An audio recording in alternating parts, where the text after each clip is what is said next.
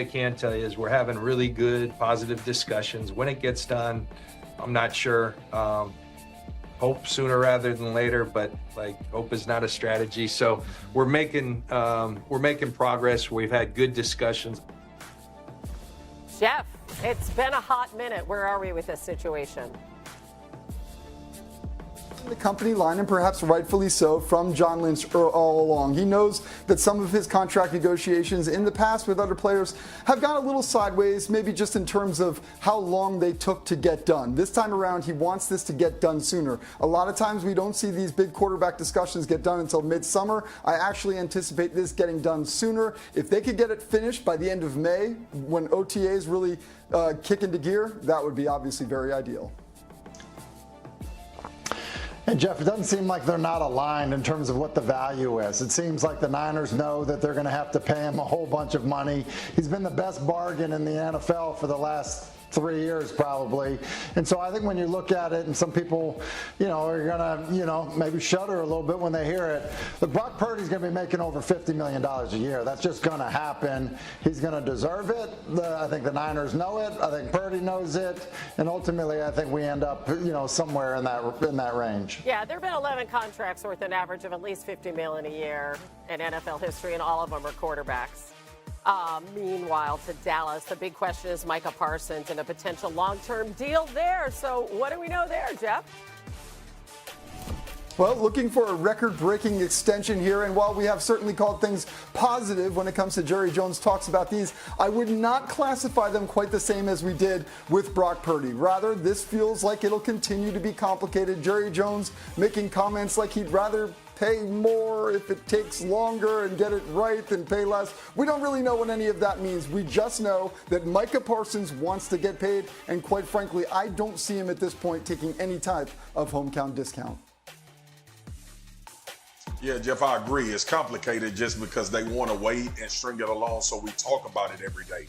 But it's really not complicated in the grand scheme of things. They're going to make Micah Parsons the highest paid defensive player in the league. They're going to have to redo some of these contracts that they have on the books. People will get money up front.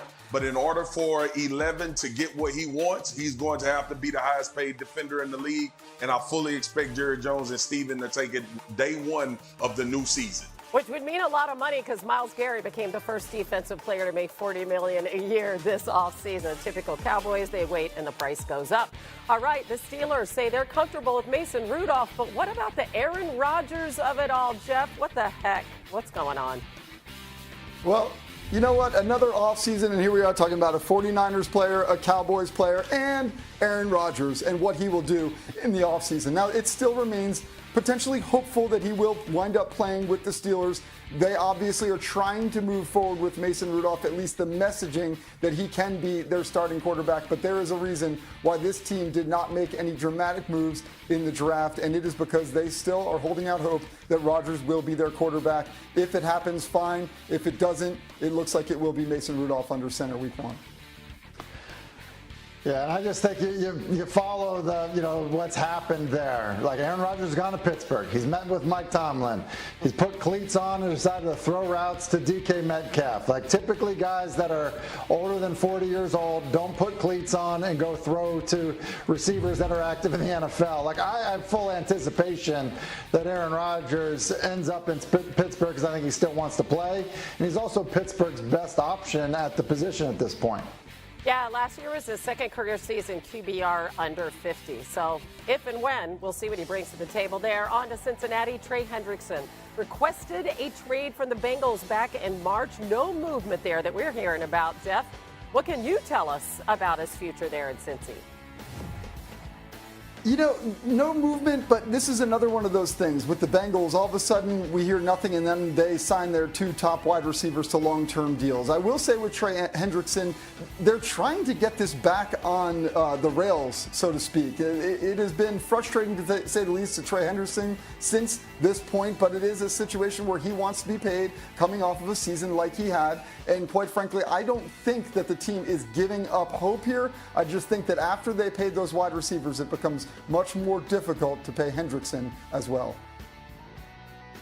Yeah, Jeff, I agree with you. It's going to be super interesting. The T. Higgins deal is really the one that made this very difficult for Trey Hendrickson We didn't know if T. Higgins was going to get the type of money he got. We knew Jamar Chase would.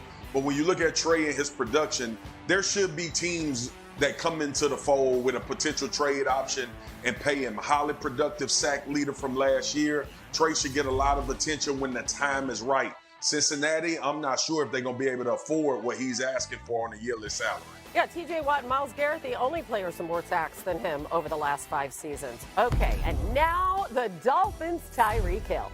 So he was asked to name his top 5 quarterbacks in the NFL, and while 4 of them were really fairly obvious, let's face it, the 5th one was a much different Florida quarterback than you might have expected. Take a listen.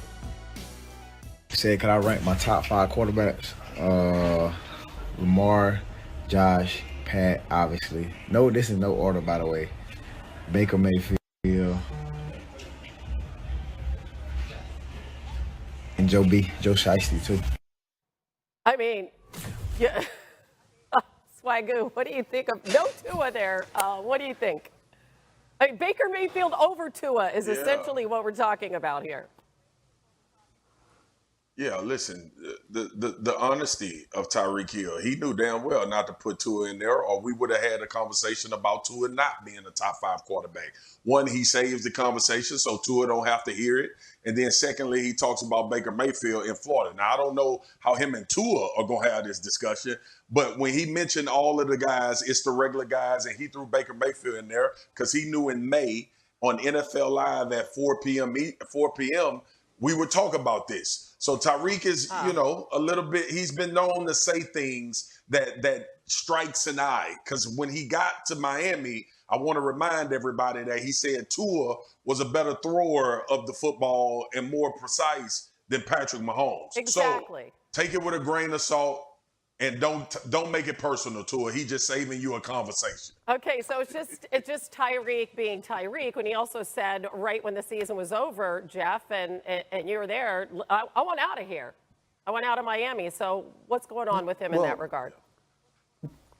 Tyreek being Tyreek is getting a little bit tiresome, I think, to some people. Now, I'm not saying that we should make a huge deal out of this. I was sort of waiting for the caveat of, well, no, I'm not going to include my own quarterback here. I didn't hear it. Maybe it was suggested in some capacity elsewhere, but this is another situation where I think that this team wants to get rid of distractions, and they want Tyreek Hill to be the teammate that he was when he talked glowingly about Tua and the comparison that you just made, that he made to Patrick Mahomes, where people sort of raised their eyebrows and said, there's no way you actually mean that. And now we want to look at him and say essentially, there's no way you actually mean this.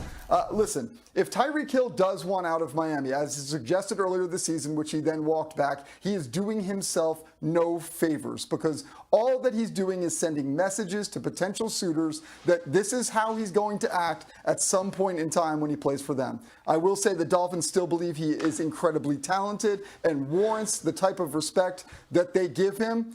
But man, it's got to get tiresome at some point.